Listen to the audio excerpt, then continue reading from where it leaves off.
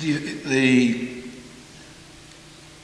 notion that things exist by interdependence and therefore don't exist, that shunyata. One could reverse that statement and say that things exist because of interdependence and therefore they exist.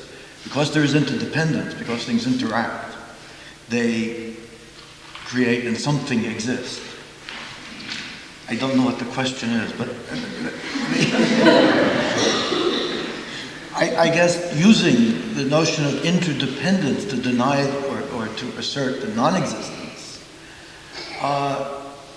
seems like a legality or a legalist, whatever. I don't understand the substantive issue there. What is your understanding of non-existence? I guess I've reduced it to the fact that what I perceive to exist, that my perception of it does not exist.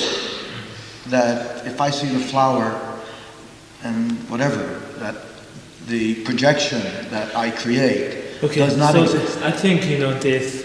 When we talk about this emptiness or shunyata, and the shunyata is it's not just non-existence. The shunyata is real shunyata or emptiness, which explains in Mahayana's view, is beyond both existence and non-existence. So that's really the shunyata.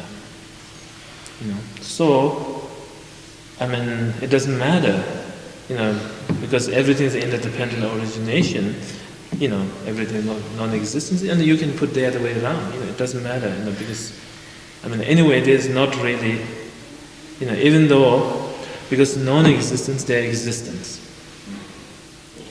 And because of the existence, there's non-existence. Right? Mm-hmm. That's the teaching. I don't know what that means. You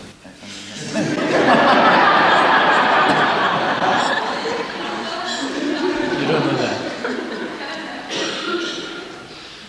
No, I don't know. I've heard it. So you should practice.